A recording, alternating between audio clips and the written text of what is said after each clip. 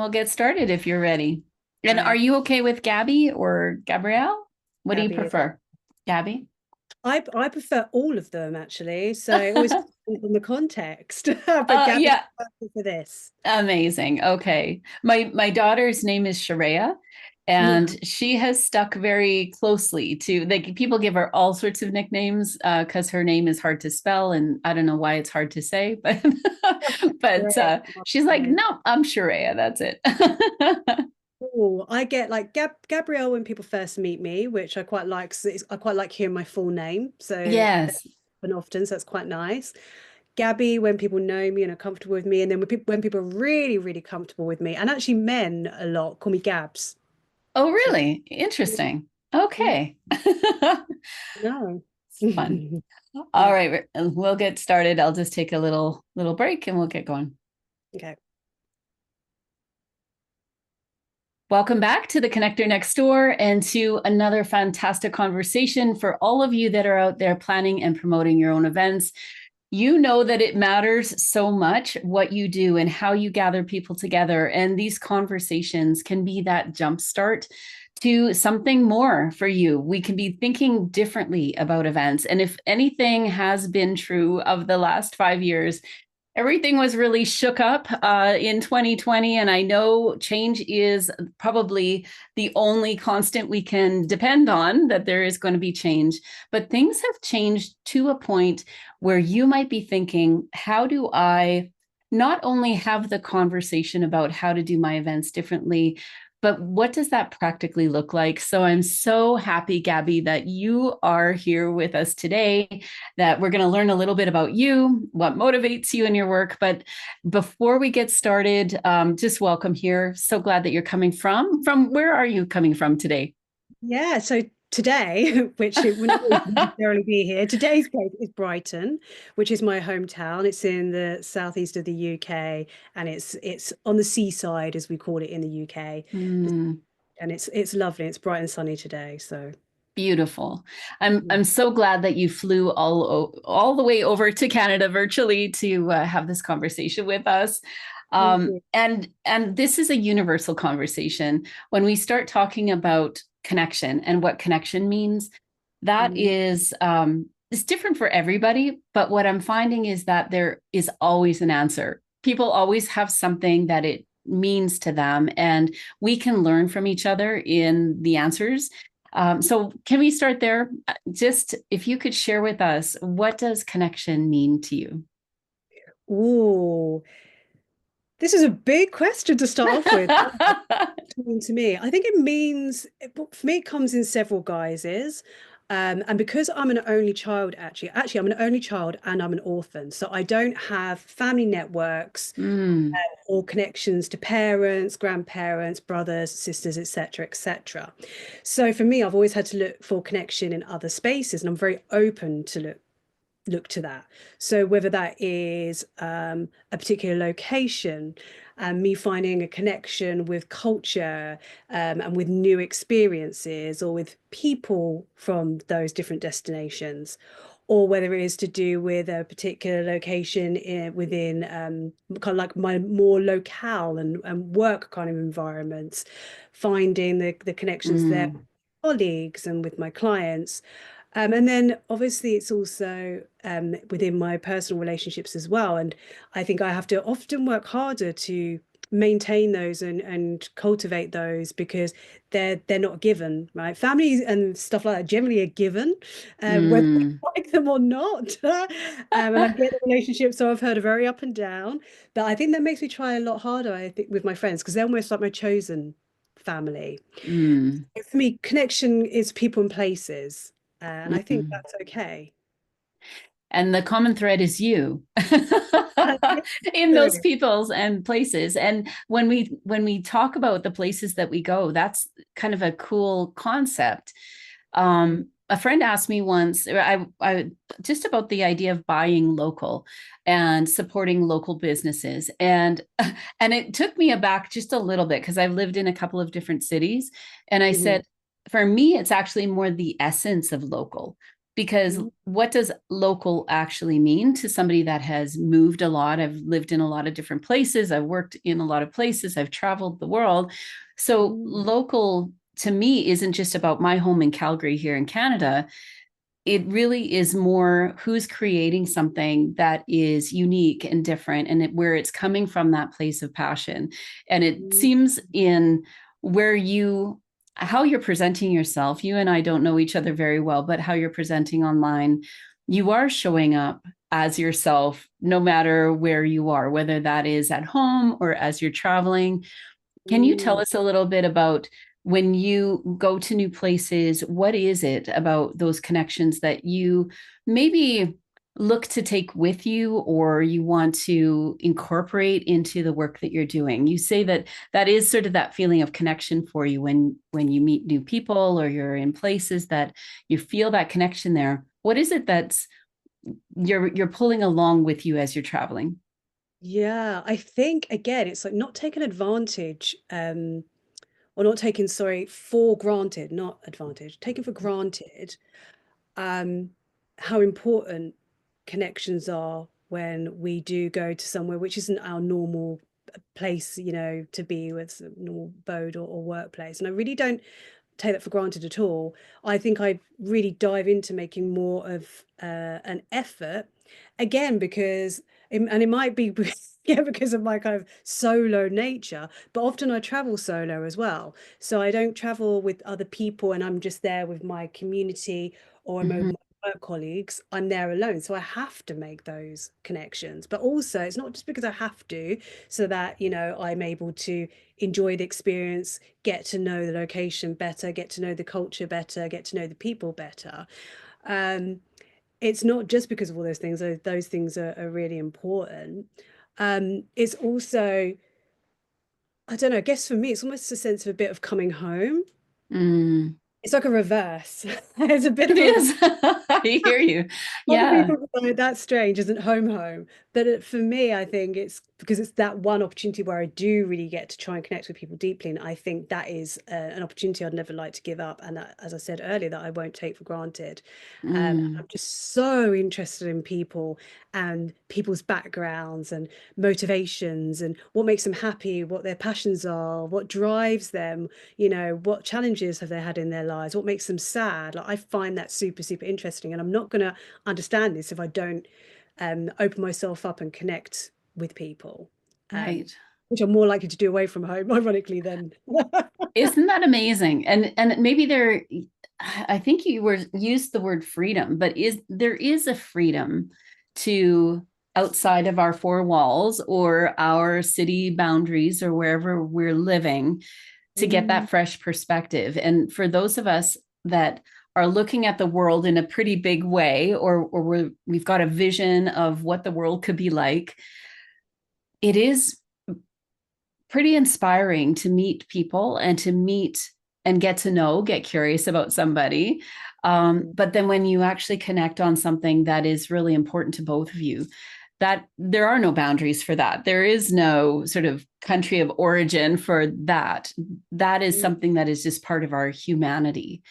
And the And freedom bit actually that you just mentioned is super interesting because I think in our day-to-day lives we have these roles that people are so aware of us having. Like you're the mother, you're the boss, you're the colleague, you're the daughter, son, whatever that might be.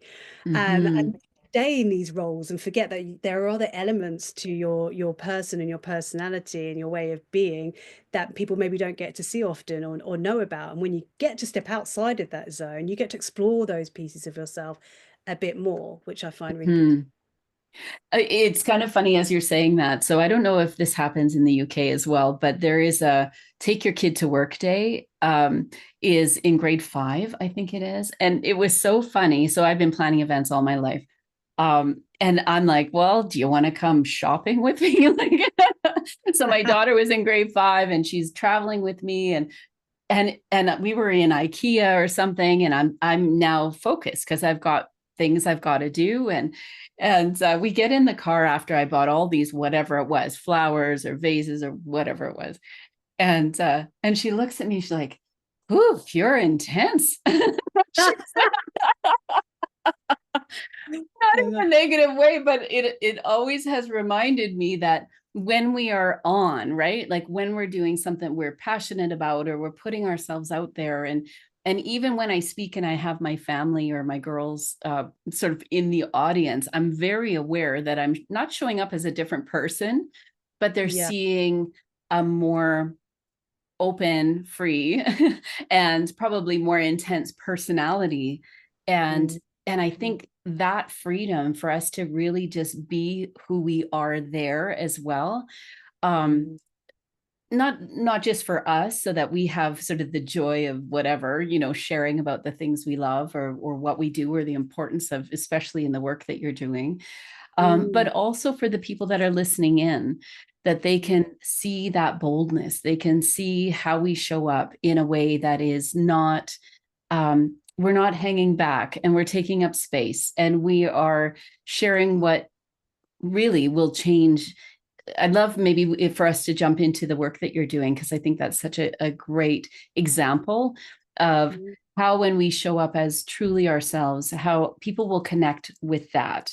And then yeah. we don't feel as alone on the pathway to really making change.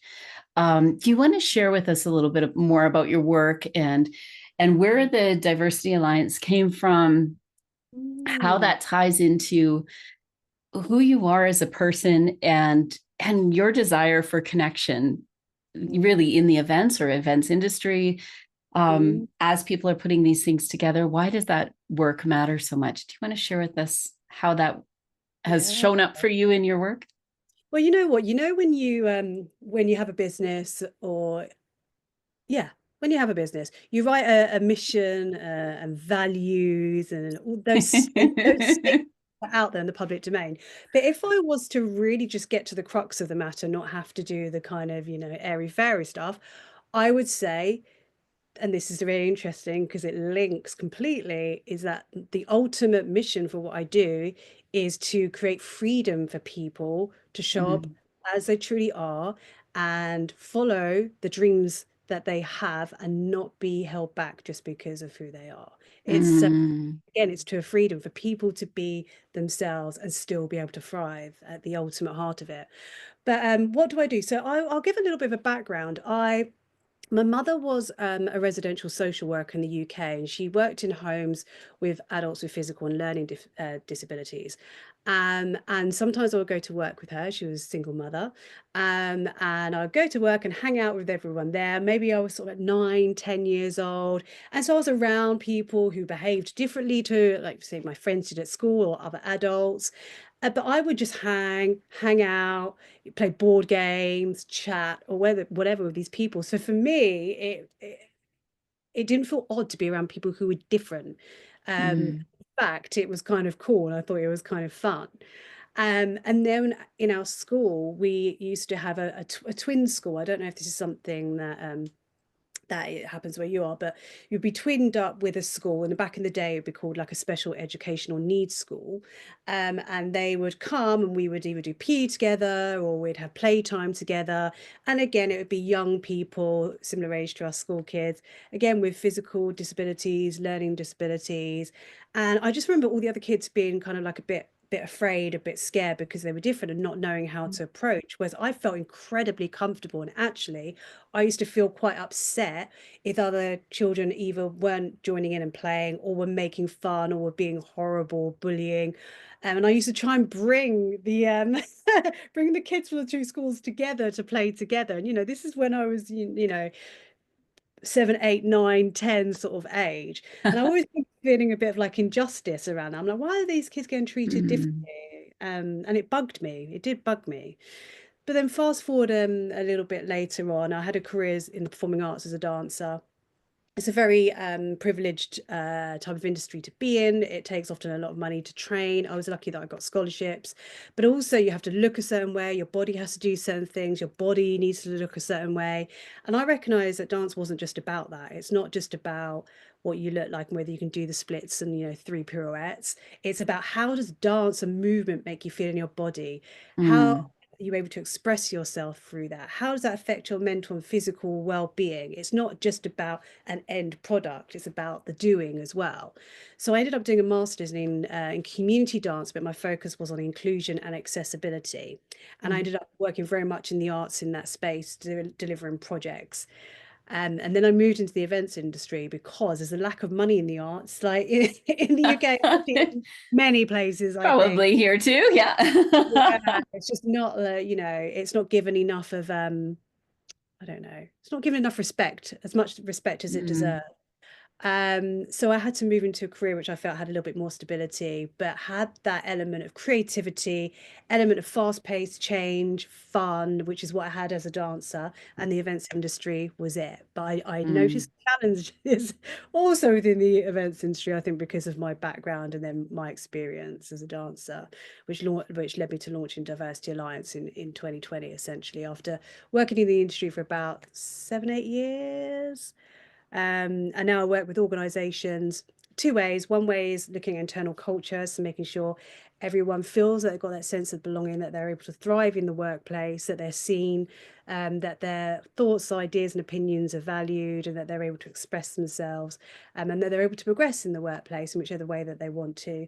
And then also in the live event capacity, which is very much like, how do we make sure our live events, whether that's a meeting, seminar, conference, exhibition, music festival, whatever it is, make it feel like it's for everybody, that everybody is welcome. And that usually comes down to thinking from an inclusive and an accessible kind of perspective. Make those environments like that so that people will come and enjoy those experiences and get as much out of them as possible. So I tried to make that really short. Hopefully Oh, you can I'm sure hear. there are tentacles and lots of arms of what that actually means. When you were in the events industry, before you started sort of your core life's work, what type of work were you doing in the industry? Yeah, so a few. So it was really interesting because I'm highly creative, and so I come from a creative background. I really wanted to work in the agency space, so more that kind of like experiential marketing, almost advertising space, I guess. But it's super hard. Well, I found it super hard to get into.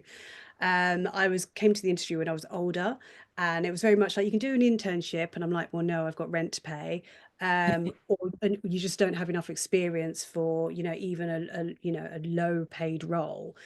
And I was like, this is rubbish. Number one, it's ageist, but like, this is, we should be thinking about other ways that people are qualified and capable for a role and how to Mhm.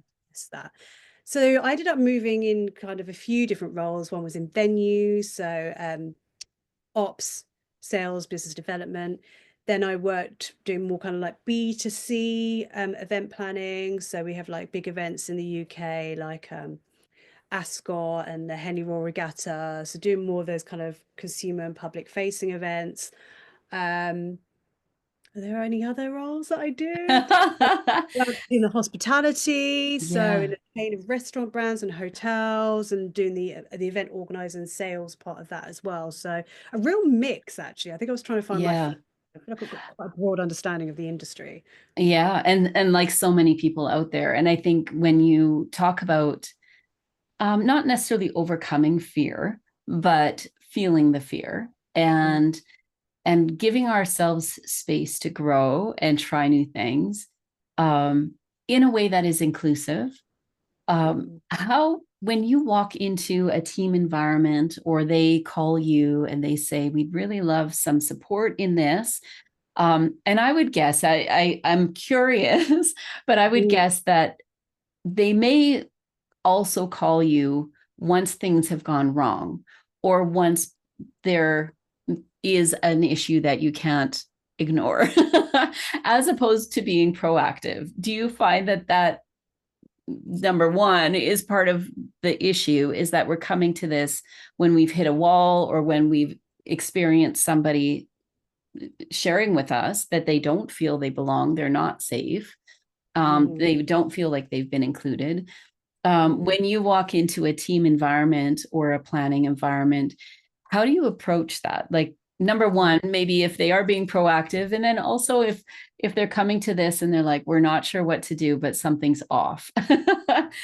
Yes. So what's interesting about this, Lisa, is that You're right. It's usually when something maybe is going or has gone a little bit wrong, or there's a particular incident or concern. But that is never ever shared with me at the beginning. It's just Ah, look at our DEI strategy. We want to do some training for our teams. That's always the the way it starts. interesting. Yeah. Exactly. No one admits to anything like happening. And then I said, well, this is how I work. So I like to really gauge what's happening within the team. So I do anonymous surveying. And then if it warrants, I will do some focus groups so I can actually talk face to face with the teams, because then I get to find out what's really going on. Yes. And Oh, then I'm yeah. able to make the recommendations. And then that's when everything comes out. And I'm like, ah, so this is what the challenge is. Great. Uh, Now we can address it. But I have to go through that process before they're not Interesting. sharing. Yeah. They're Well, like, and it is a curious space, right? Because especially right now, we're in 2025. Things have been again shook up a bit or a lot for some yes. of you listening. How do we have this conversation about DEI for those of you that are new to this? Mhm. Diversity, equity, inclusion, um, accessibility, belonging. These words are loaded these days. And so when you speak to a team, that's interesting to me that it may not come out right away. How do Mhm. they feel when they start to see some of those challenges revealed or now out in the light? Is that something that is a bit uncomfortable, or is there maybe a bit of relief that now we're finally talking about it? In my experience, I would definitely say discomfort. And Mm, often what happens is I will get a lot of pushback, a lot of kind of, oh, but what aboutery kind of scenarios, like, oh, but what about mm. this? I think this happened because of this. This isn't actually how it normally is. This is an extension. Exception to Yeah. everything else we do. Yeah.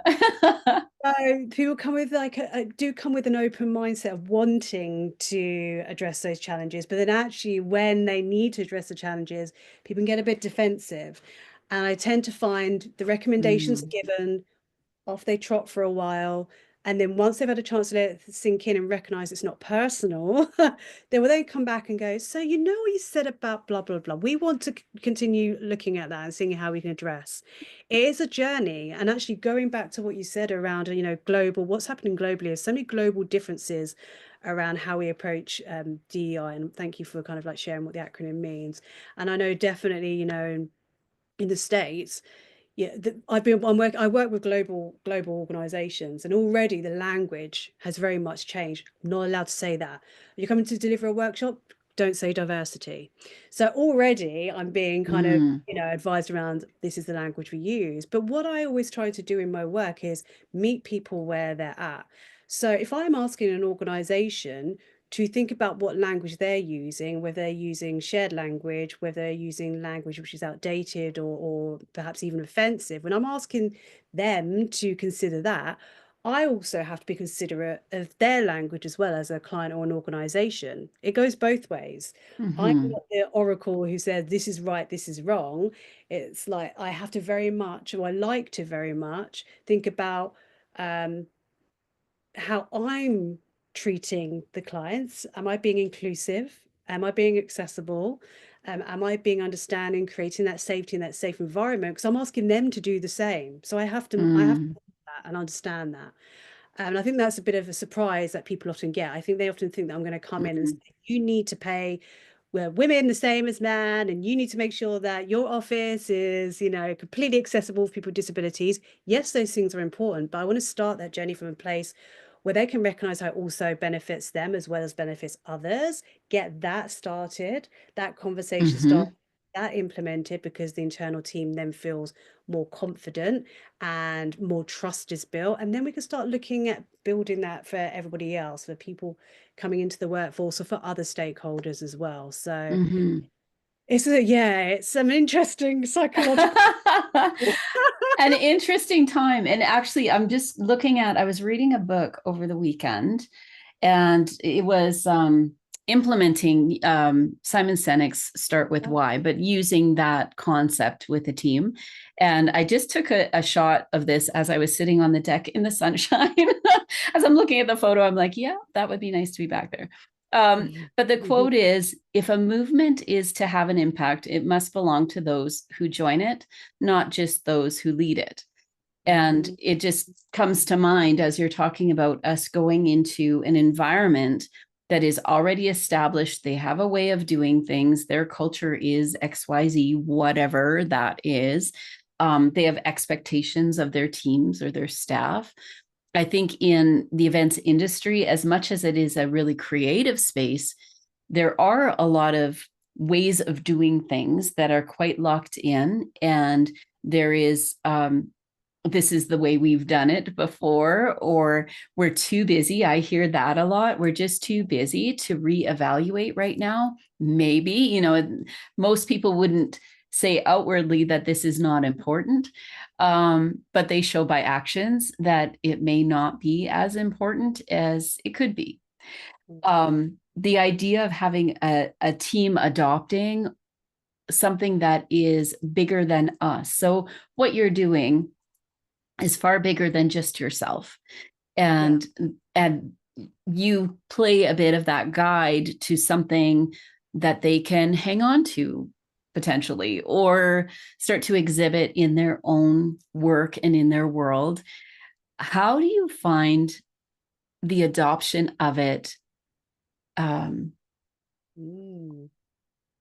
Where's the tipping point where people actually start to not just try something out, but you're starting to see it as part of their new culture or their new way of doing things, or how they're presenting an event proposal, for example, or they're working with a client and it's just part of a language? Do you see that change happening with some of your clients? I'll be honest. I hear a lot of words. So here is our new accessibility policy. Here is our new well-being policy. But I'm not necessarily seeing that reflected by the way that their teams feel and communicate. That's not the vibe that I get back. And what I am finding, and this might sound a little bit kind of like negative, is that the ultimate reason for engaging in this work is actually due to the output. So what I mean by that is that the organizations are thinking, right, we need to think about representation of people from different backgrounds and identities. What does that look like? What does that sound like? We need to think about accessibility in our content and the venues that we use. Basically, we need to make sure that we are attracting the right people to our service and our product. What I'm not seeing still to this day is that reflected internally in the workforce and the teams. So for me, that says there's a theoretical knowledge there of this is what we need to do to look like we are being inclusive and representative. But we're not actually reflecting those values in the workplace. Even though our policies and our statements say that we are, we're not, because we all still look the same and we're all doing the same thing in the workplace and people still feel the same in the workplace. The numbers and the data show that there's not been much movement in the UK, at least, in relation to representation and I'd say accessibility in the work. It's about the output. How does this look? Our clients want us to do that. We need to do it. You know? I love, I don't think it's being negative to say it's being real. Absolutely. And I think most of us out there, for some reason, with some kind of intersectionality that we experience in our lives, will be feeling that, whatever that is. And as whether it's the next generation or if it's an adoption that will find its way, I don't believe those things happen by chance. I think they come from a deliberate step by step, and nothing happens overnight, but a deliberate step by step, leaning into the discomfort, leaning into what is it really mean, like to the quote that I just read, to create a movement. I have talked to some young aspiring planners or people that are in the planning industry right now, and one of the young gals, this would have been 3 months ago, and it was part of the mastermind that I was facilitating, but she was saying, after a lot of conversation and questions about people's issues and how we were, brainstorming some ideas, and she says, for my generation, her generation, not mine, that was a long time ago, she says we're scared shitless, she was her words, Okay. to do things wrong. And Mm, and so I bring that up because it feels like there is still that feeling like we have to assimilate, we have to do it the way that it has been done in order for it to be successful. How would you counteract even people coming in, having that wide-eyed, excitement about getting into events or starting to plan events, or again, thinking a little differently, or to include something different in their event, but they still have that energy. mm. Where would they start? What would be something that they could do that may influence sort of that wider the ripple effect that could happen from what they're implementing from a planner's perspective? From a planner's perspective. Um, I think it's about joining communities that feel and think the same way that you do. So, for an example, um, there are a couple of communities in the UK, and actually, I know of one in Canada as well, actually. Um, so in the UK, we have one that I've actually co-founded. I'm not just doing this to plug myself, but one that I co it's called the Inclusive Event Design Community, and it's for event planners and organizers who care about event inclusion and accessibility, but are not being given perhaps those tools and resources in the workplace to be able to implement this in their planning. So this Mm. community brings them together with people who are having similar challenges, and also with myself and other experts who can provide that support, or when things go wrong, or when things are challenging, and knowing that they're in a safe space to share share what they do, and what works best. There's other communities. There's one called NOWI, Network of Women in Events. Again, it's women in an industry where most of leadership and the most well paid are still men, even though in the UK 80% of the industry almost is led by women. Is female. Female is not led by women, unfortunately. Right. And so that, again, that's a community, right? And then I know that in Yeah. Canada as well, there is a community called Black in Events, and it's for all across North America, actually, for Black event professionals to connect, to network, to share jobs.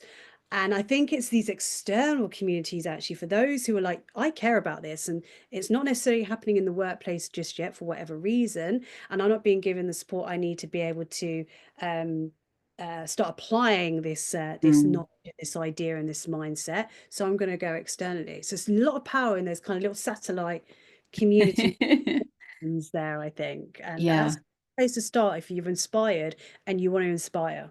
Join one of those.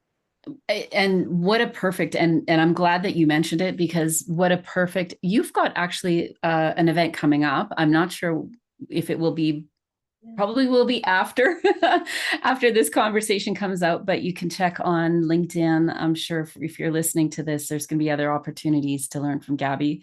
But what you're saying is so important, because what it means to me is that we are responsible for the change as well. It's not just about hoping the industry is going to change, or waiting for the leaders to adjust how they do things, or for what's on paper to start showing up in our workplaces. Mhm. We have the ability to take responsibility, to find others.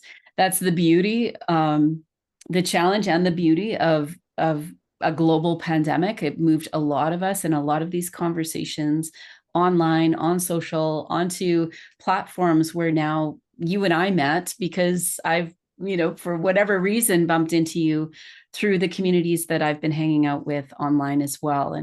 And what a joy, I think, for anyone that is able to meet face to face or virtually, and hear others having the same conversations, or some of those same challenges, or Maybe it's a difficult day for me because of something that happened or a meeting, or people aren't hearing what I'm saying, but I can join with others and really have that uplift that there is a conversation happening. It is global.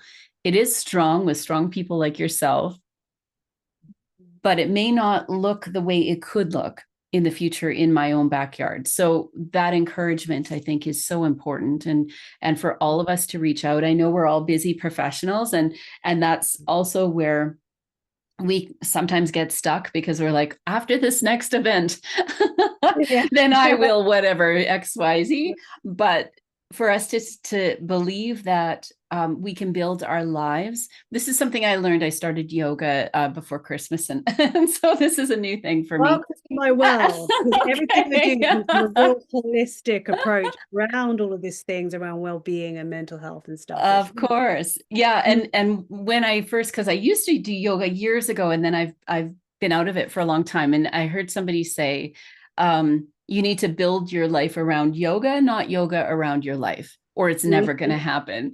And so as we're having this conversation, I'm thinking we really do need to build our work and our world around these conversations, as opposed to waiting for it somehow for us to have time, for it to make complete sense. We're afraid of making a mistake. That has been, I think, a barrier for a lot of people that I talk to. It's like, well, what if I do it wrong? Or what if I have the wrong conversation? Or what if I put the wrong people in charge? Or whatever it is. Well, at least you're moving. Well, as well, there is like two really important kind of misconceptions that I find in this work. One is that people confuse inclusion and representation and accessibility with activism. They're two different things. There's activism, which doesn't normally exist in the workplace or the work environment. That's something that's in our communities, and that's trying to drive change in our communities. Activism, and some people might disagree with me as I listen to this, doesn't necessarily belong in the workplace, or certainly not in the kind of way that it is delivered in our communities. So that's usually Mm, the perception that I have, that it's going to be about, we have to have equity, and, we have to make sure that this is happening. And then the mm, other misconception as well is that I'm going to come in and tell people what's right and what's wrong. No, for me, mhm, it's a mindset approach. It's a mindset shift. So for me, going into a particular training environment, a lot of the work really is about opening people's minds to these different concepts and ideas of inclusion, and how that benefits absolutely everyone, including, them, their network, their families, colleagues, friends. It's not just about marginalized communities. Yes, they're important and they need to be uplifted. But again, if we come with the right mindset and approach, everyone's going to benefit. Everyone's going to benefit in the long run. So it's about that. That is the most important mm. thing.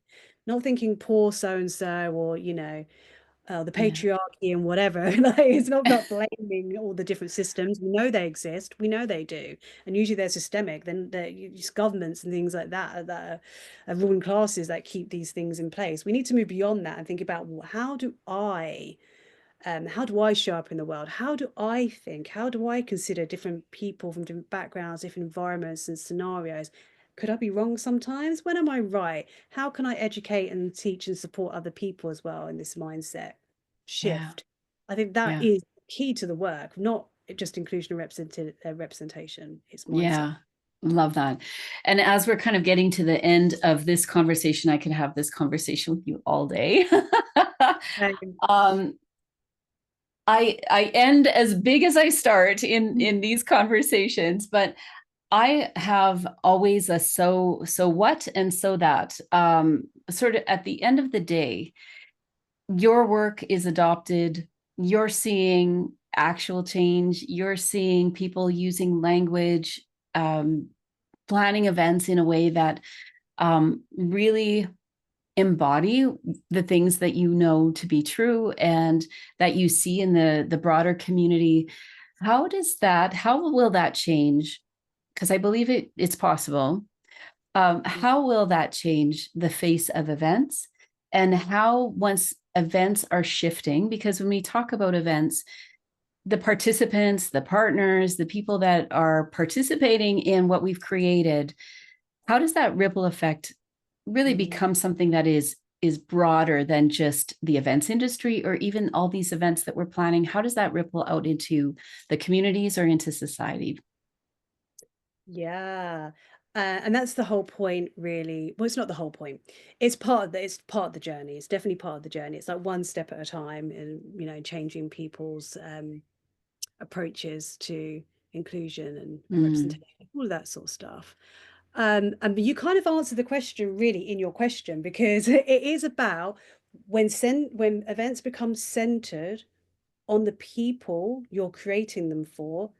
That's the first step. That's when we know we're doing a good job, because deciding on the content, the speakers, where the event will be held, how it will be produced, how it will be delivered, what it will look like, feel like, sound like, what the outcomes will be, that will be centered around the person and the communities. And then, because those people were in those spaces, they're going to be having the conversations with other people from different communities who are representing different thoughts, cultures, ideas. And then that means that we go out and share those different thoughts and ideas with, our colleagues, our friends, our communities, because we've just learned something new, because there's enough difference and enough space and enough belonging created for those conversations to happen. And that's how it will have that ripple effect that you're saying, is because they're in the spaces and they belong. And so therefore they go out and tell other people. And I think that's how we can start having a really good impact on communities and society. And that really is the ultimate goal, right? Because I think we have a big responsibility with events, because they can really impact so many different things. A bit like the entertainment industry, news, mainstream media, film, TV programs. We're heavily influenced by those things. Same with events. So we have a responsibility as event planners to make sure we're being properly represented and inclusive of the wider community, regions, globally, ideally. And then also using those event experiences to have a good a social impact, I guess, whether that's on our Mhm. community in the area where the location where the event is being held, or the wider community. It might be we're trying to support Indigenous folks and educate our attendees or stakeholders about the Indigenous population and some of their challenges, and and then how we can then reinvest in those communities as well. We can have a direct impact like that, but we can also have smaller impact by just making sure we've got the right people in our events. Beautiful.